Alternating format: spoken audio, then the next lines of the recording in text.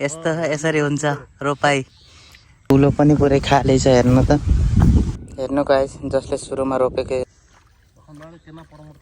Guys कति राम्रो छ।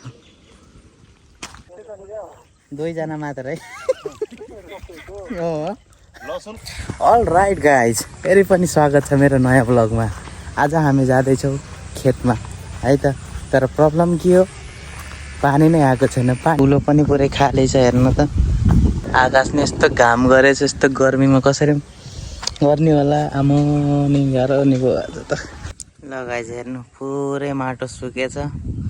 पानी नआएर कसरी गर्ने होला, कसरी रोप्ने होला। यो पानी नै आएको छैन, कसरी रोप्ने, बिउ रोप्ने कसरी थाहा छैन नि होइन। अब त्यहीँ गएर हेर्ने है त, खेतमा पानी आछ कि आएको छैन भनेर चेक गर्ने। Okay by. गाइस थाहा छैन, सबै वेटिङमा हुनुहुन्छ पानी आउला कि नआउला भनेर। कसरी गर्ने हो केही थाहा छैन। पुरै माटो सुक्या छ, कसरी रोप्ने हो। पानीको त नाम पनि छैन, कहाँबाट हुने हो। बिउ त रेडी छ तर पानी नै छैन। गाह्रो छ। आइयो हेर्नु खेत जाँदैछौँ हामी अहिले। पानी आउँछ जस्तो देखिरहेको छ तर अहिले खेत त पुरै सुक्खा छ। हेर्न सक्नुहुन्छ, सक्नुहुन्छ बादल अँध्यारो गरेर आएको छ। आउनु सक्छ होला सायद। तर पनि दुईजना आछन् हेर न। मान्छेहरू अरू घर चुप्लाएर बसेछन्, हामी यहाँ दुईजना आछौँ हेर्न पानी आयो कि नै भनेर। बिहे चाहिँ अब आज त भएन तर भोलि अब हेर्नुपर्छ। गाडी मेरो भाइ हो, यहाँनिर छ रसभरी लिएर आज त खाइहाल्ने हो। हेर्नु गाइस खेतै खेतको जिन्दगी यस्तो हुन्छ। हेर्नु पानी यही कुलोबाट आउने हो, पानी आएको छैन। रोप्ने कसरी थाहा छैन तर हेर्न फेमसवाला घरको केटा त्यो चराबाट गाइस हाम्रो खेत पुग्यो है त। के अँध्यारो गरेछ, पानी पर्छ जस्तो छ। यो हाम्रो बिउ हेर्न सक्नुहुन्छ, हरियो भइसकेछ। अब काट्ने बेला भइसकेछ। अब चाहिँ कुद्दै कुलो हेर्दै पानी आछ कि आएको छैन यताउता हेर्नु। यहाँ नि आएकै छैन, सबै सेतै भएछ, ड्राई भएछ पुरै। हेर्नु न होइन, यो सब हो। आइयो खेततिर हेर्नु तर पानी आउने नाम छैन। कसरी रोप्ने होला। अब पानी आए मात्रै हुन्छ। खेत दुग्री हालम आज होइन भोलि पनि त्यस्तै दुग्रिनु पर्छ। त हेर्नु गाइज यस्तो यसरी हुन्छ रोपाई। उहाँ मेरो अङ्कल र बजै। हेर्नु कसरी रोपिने गर्छ धान। हजुरलाई यो एक झलक हो टिजर।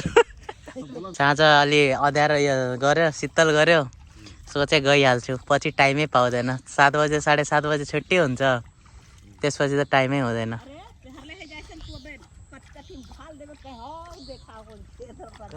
यो त झन् हेर्नु गाइस सुन्न सक्नुहुन्छ हाम्रो अङ्कल बजेहरूको एक्सपिरियन्स धान रोपाइमा कस्तो हुन्छ। पानी नआएर त हाम्रो नि उता रोपाएन, नत्र हाम्रो नि आजदेखि स्टार्ट भइहाल्थ्यो उता। पुरा त्यो नै पुरा सुकेछ, माटो साटो पुरा। हजुर खेतमा धान रोप्दै।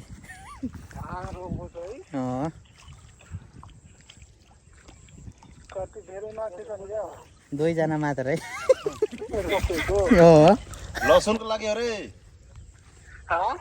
लसुनको लागि हो। लसुन रोप्छ रे।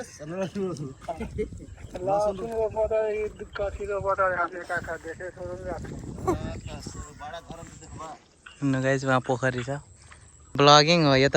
यो झन् देखाउनु पर्छ कसरी रोपिन्छ थारू कल्चरमा, कसरी हुन्छ यस्ताहरू त झन् देखाउनु पर्छ। यसलाई भन्छ थारू कल्चर प्रमोट गर्नेको।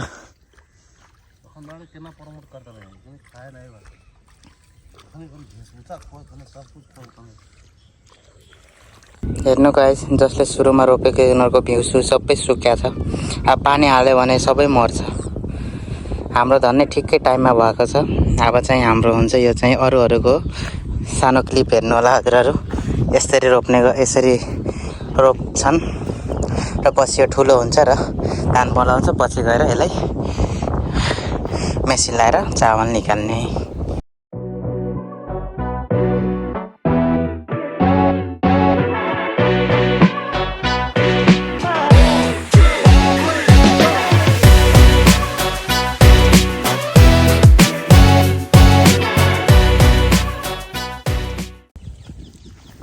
र गाइज थाकियो आज त कुर्दा कुर्दा थाकियो। पानी कहिले आउँछ कहिले आउँदैन भनेर अब आएपछि बल्ल घरमा खबर गर्ने हो। यहाँबाट पानी नै रहेन रहेछ। त्यही भएर आजको लागि अब रोकियो काम। अब भोलि हेर्न फेरि आउनुपर्छ। यदि आयो भने हामी रोप्यो भने हजुरहरूलाई देखाउँछु है त। भोलि भेटौँला अब त्यसै। See you.